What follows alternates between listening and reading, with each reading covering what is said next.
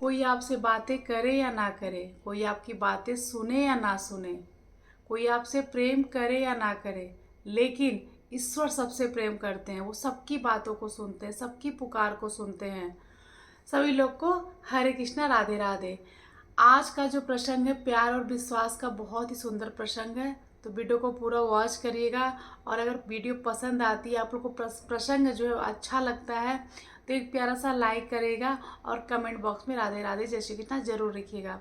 दोस्तों, कसी सोनी जालंधर की रहने वाली हैं। इनका जो जन्म है एक सिख परिवार में हुआ है। कसी सोनी बताती हैं कि हमारे घर में मूर्ति पूजा नहीं होती, हम लोग गुरुद्वारे जाते हैं, लेकिन हमारा जहाँ विवाह तय होता है वहाँ पे पता चलता है कि वहाँ पे लड्डू गोपाल जी की, ठाकुर जी की सेवा होती है।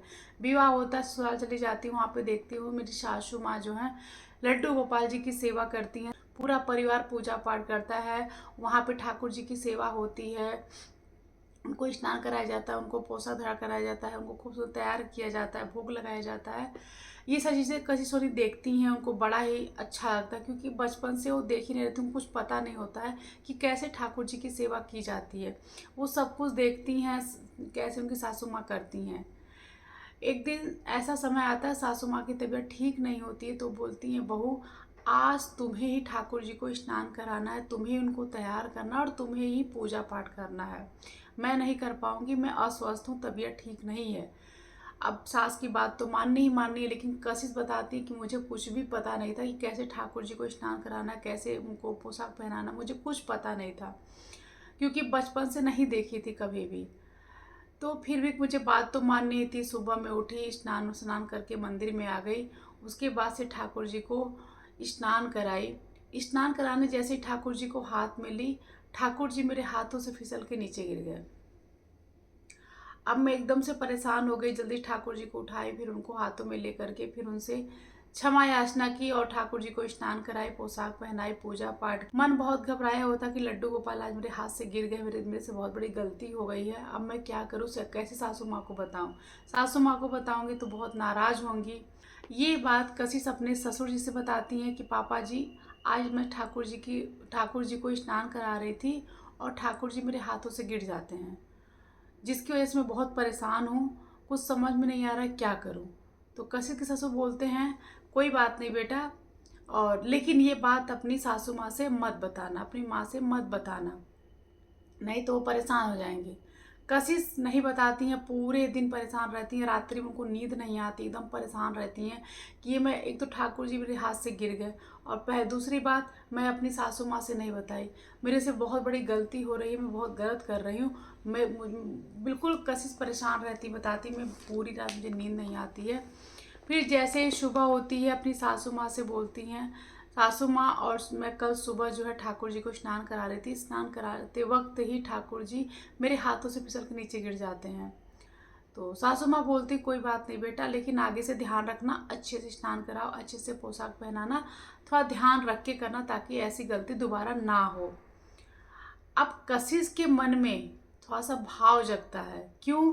क्योंकि कशिश बोलती बताती हैं कि इतना प्यार से ससुर जी भी बोले, सासू माँ भी बोली कि कोई बात नहीं, आगे से ध्यान रखना, तो मन में एक अलग ही भाव जागृत हुआ कि मुझे ठाकुर जी की सेवा करनी चाहिए। अब वो रोज नियमित ठाकुर जी की सेवा करने लगी, स्नान करा रही हैं, उनको भोग लगा रही हैं। तो कशिश बताती हैं कि हम लोग मतलब सुबह में नाश्ता, दोपहर को लंच, शाम को भी कुछ खाना हो जाता है, फिर रात्रि में भोजन होता है, तो हम लोग कहीं ना कहीं 3 बार तो खा ही लेते हैं। तो मन में ये हुआ कि हम लोग तो 3 बार खाते हैं, और लड्डू गोपाल इतने छोटे से हैं, इनको भी तो भूख लगती होगी, इनको भी 3 बार भोग लगाऊंगी। कशिश बताती है कि ठाकुर जी को मैं 3 बार भोग लगाने लगी, सुबह, दोपहर, शाम, और रात्रि में उनके लिए कुछ लड्डू, मिठाइयाँ या दूध का भोग लगाने लगी। ये सारी प्रक्रिया चलने लगी। फिर अचानक से मन में आया कि सब लोग तो सोते हैं, इतने से मेरे लल्ला है, ठाकुर जी हैं, ये सोते नहीं है, पूरे दिन बैठे रहते हैं। क्योंकि कशिश की सासू माँ जो है वो ठाकुर जी की सेवा तो करती हैं, लेकिन ईश्वर भाव से करती है कि ठाकुर जी ईश्वर हैं, तो उस भाव से उनकी सेवा करती हैं, उनको स्नान करा के उनको भोग लगा के पूजा पाठ करके अपना उस कार्य को करती, उस भाव से करती हैं। लेकिन कशिश बताती, जब मैं पूजा करती हूँ तो मुझे ये भाव होता, लड्डू गोपाल छोटे से लल्ला हैं, इनको भी भूख लगती है, इनको भी नींद आती है। देखिए, अगर आपके मन में भाव जिस प्रकार से है, उस प्रकार से आपको कहीं न कहीं उस कार्य को आप करेंगे। तो कशिश बोलती हैं कि मैं ठाकुर जी को नियमित भोग लगाने लगी, उनको सुलाने लगी दोपहर में, रात्रि में। मुझे बड़ा ही अच्छा लगने लगा। अब मन में आया कि मुझे वृंदावन जाना है। वृंदावन जाना है, बांके बिहारी से मिलना है, मुझे उनको देखना है, उनसे बातें करनी है। कैसे हैं बांके बिहारी जी, आज तक कभी मतलब देख नहीं पाई उनको। तो कशिश बताती हैं कि अचानक से प्लान बनता है और पूरी फैमिली वृंदावन के लिए निकल जाती है। वृंदावन सब लोग पहुंचते हैं। कशिश अपने पति से जिद करती हैं। तो कशिश बोलती है कि वृंदावन तो चल रहे हैं, लेकिन जहाँ आप रूम लेंगे, जहाँ आप आश्रम लेंगे, वो जो रूम है ठाकुर जी के आसपास ही होना चाहिए, बहुत दूरी पे नहीं होना चाहिए। मैं ठाकुर जी के पास ही रहना चाहती हूँ, जो भी समय रहे, 1 या 2 दिन रात्रि मैं ठाकुर जी के आसपास समय व्यतीत करना चाहती हूँ। तो जो भी आप रूम लीजिए तो आप ठाकुर जी के नज़दीक में ही कहीं लीजिएगा। अब पहुँच जाते हैं लोग वृंदावन। वृंदावन में देश विदेश से लोग वहाँ पे आते हैं। भीड़ लगी रहती, हमेशा भीड़ लगी रहती है वहाँ पे।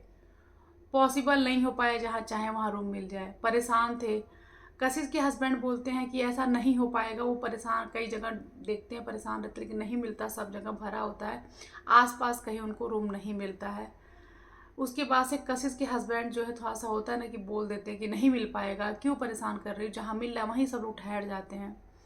कशिश बताती, मेरी आंखों से आंसू आ जाते हैं और मेरे हाथों में लड्डू गोपाल रहते हैं। मेरे आंसू जो हैं ठाकुर जी के ऊपर टपक जाते हैं, गिर जाते हैं। उसके कुछ ही समय बाद गाड़ी के पास एक छोटा सा लड़का आता है। हम लोग सोचे कि जो होटल का एजेंट होते हैं वही लड़का होटल का एजेंट होगा।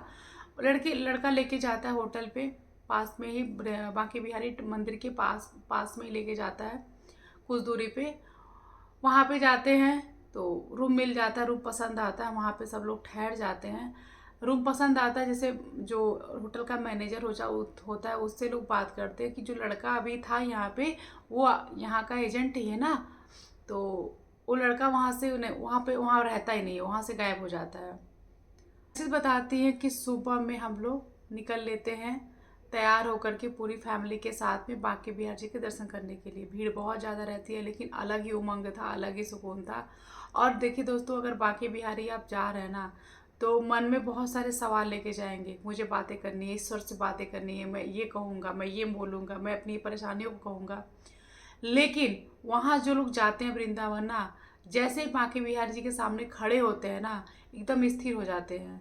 उनको कोई भी चीज़ का सूद नहीं होता, कुछ याद नहीं रहता, सिर्फ बांके बिहारी जी को निहारते रहते हैं। हम सोच के तो जाते हैं कि बहुत सारी बातें करेंगे, उनसे ये कहेंगे, ये कहेंगे, ये बातें करेंगे, लेकिन कुछ नहीं होता है वहाँ पे। वहाँ पे सिर्फ आप ठाकुर जी से निहारते रहते हैं, ठाकुर जी को निहारते रहेंगे। जिस भाव से आप गए रहेंगे वो सब कुछ ठाकुर जी को पता चल जाता है, लेकिन आप वहाँ पे जाके कुछ बातें नहीं कर पाएंगे, बस उनको निहारते रहेंगे, दुनियादारी भूल जाएंगे। ऐसे हैं हमारे बांके बिहारी जी, ऐसे हैं हमारे ठाकुर जी।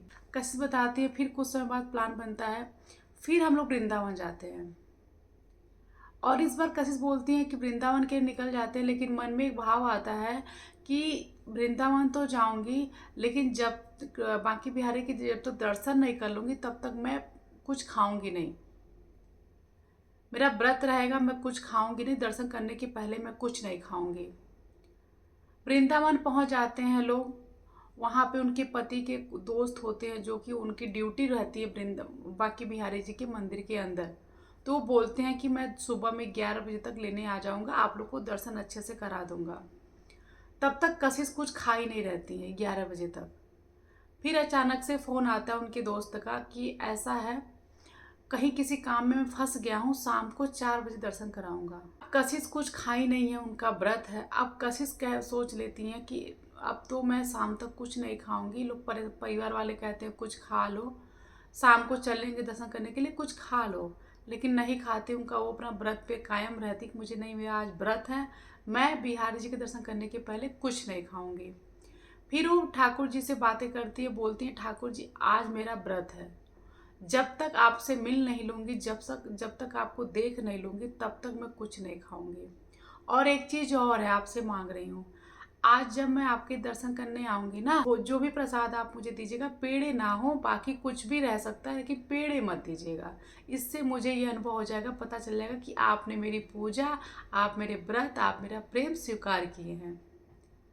शाम को लोग निकल लेते हैं 4 बजे दर्शन करने के लिए, 4 बजे निकलते हैं, जब पहुंचते पहुंचते 5 बज जाता है शाम के।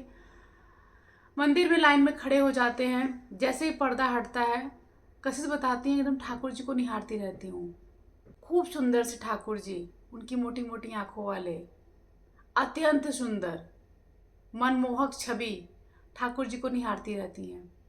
कोई मन में बातें नहीं होती, एकदम स्थिर हो जाती, उनको देखती रहती हैं। दर्शन करने के कुछ समय बाद वो परिवार के साथ में बाहर आ जाती है मंदिर के, और उसके बाद से पति उनके भी अंदर ही रहते हैं, बाहर आके पति का वेट करने लगती हैं। जब उनके पति दर्शन करके बाहर निकलते तो उनके हाथों में प्रसाद रहता है। कशिश बताती हैं जब थोड़ा सा मंदिर से बाहर आते, भीड़ से सब दूर हटते हैं, तो प्रसाद को खोल के देखते हैं, उसमें सच में पेड़े नहीं रहते हैं। उसमें कोई ऐसी मिठाई रहती है जो बर्फ़ की तरह रहती है, जो कि वहाँ पे अगर दुकान पे पूछा जाता है तो दुकान वाले बोलते हैं कि नहीं, ये मिठाई यहाँ की नहीं है, कहीं बाहर से आई है, ठाकुर जी के लिए प्रसाद भोग लेके आया होगा, ये यहाँ का नहीं है। कशिश बताती है जब ये चीज़ें हम देखें तो मुझे एक अलग ही मतलब विश्वास ही नहीं हो रहा था कि जो चीज़ें मैं सोच की गई थी वो सारी चीज़ें हो रही हैं। और कशिश बताती कि आज मेरी सासू माँ हमारे बीच नहीं हैं, लेकिन उनको मैं धन्यवाद कहती हूँ कि उनकी वजह से मैं ठाकुर जी के करीब आ पाई, ठाकुर जी को जान पाई, उनकी लीलाओं को पहचान पाई। आए दिन लीलाएं होती रहती हैं, ठाकुर जी करते रहते हैं, चमत्कार करते रहते हैं। अब तो पूरा जीवन उन्हीं में बिता दूंगी। वो ठाकुर जी की सेवा करती हैं, खूब सेवा करती हैं, उनसे खूब प्यार करती हैं। जब भी समय होता वृंदावन जरूर जाती हैं दर्शन। सच में कहा जाता है जब तक उनकी इच्छा नहीं होगी, जब तक ईश्वर चाहेंगे नहीं, तब तक आप वृंदावन नहीं पहुंच पाएंगे। सच में वो अगर कितना भी आप प्लान कर लेंगे ना, जब तक ठाकुर जी नहीं चाहेंगे आप नहीं पहुंच पाएंगे। और जब ठाकुर जी आपको बुला लेंगे मिलने के लिए ना, तो आप कहीं ना कहीं परेशानियों में भी है ना, तो भी आपका प्लान बन जाएगा। वो ऐसी परिस्थिति आ जाएगी कि आपको जाना ही पड़ेगा दर्शन करने के लिए। और अगर आपको ठाकुर जी, ऐसा नहीं कि आप ठाकुर जी से मिलने जा रहे हैं, ठाकुर जी आपको स्वयं बुलाते हैं मिलने के लिए। तो ऐसे हमारे ठाकुर जी हैं। देखिए दोस्तों, आजकल कहीं ना कहीं हर कोई परेशान है अपनी लाइफ में, बहुत परेशान है। कहीं ना कहीं अगर आप अपनी परेशानी को किसी से कह रहे हैं ना, तो कोई सुनने वाला नहीं है। कोई सुनेगा भी ना तो सुन के क्या करेगा, थोड़ा सा आपसे हमदर्दी जताएगा, फिर पीठ पीछे जाके आपको भूल जाएगा। आज का जो समय चल रहा है ना, कोई अपना नहीं रह गया। लेकिन अगर आप ईश्वर को सब कुछ समर्पण हो गए ना, ईश्वर को अपना मान लिए, ईश्वर पे भरोसा रख लिए ना, तो आपकी हर परेशानियों से बाहर निकालने का जिम्मेदारी ठाकुर जी की हो जाती है। कहते हैं ना कि अगर आप चुप हो गए, सारी परिस्थितियों को अगर आप देखते हुए नज़रअंदाज करके चुप हो गए ना, तो समझ लीजिए कि आपने सारी जिम्मेदारी को, अपनी अपनी सारी सुनवाई आपने अपने जो सबसे बड़ा जज बैठा हुआ है ना, उसके सामने रख दिए हैं। अब फैसला आपके हाथ में है, अब आप सब कुछ देखिएगा। और जब फैसला वो करते हैं ना, तो फिर हारने की गुंजाइश ही नहीं रहती है। तो ऐसे हमारे ठाकुर जी हैं। आप विश्वास करके देखिए, आपकी हर तकलीफ़ों में आपके साथ खड़े रहेंगे। कभी कभी ऐसा होता है, मन बहुत परेशान रहता है, बहुत परेशान रहता है, कुछ समझ में नहीं आता कि हम करें तो क्या करें। हम किसी से कह भी नहीं पाते हैं, मन में बहुत घबराहट सी होती है। लेकिन उस समय, उस पल, जिस वक्त आपके साथ ऐसा बीत रहा है, उस वक्त आप ठाकुर जी के सामने बैठिए और अपने मन की व्यथा जो भी आप ठाकुर जी से कहिए। आपको इतना सुकून मिलेगा ना, इतना सुकून मिलेगा ना, कि आप खुद अनुभव करेंगे कि सच में कुछ है, कुछ पॉजिटिव एनर्जी है। तो ऐसे हमारे ठाकुर जी हैं, ऐसे हमारे ईश्वर हैं।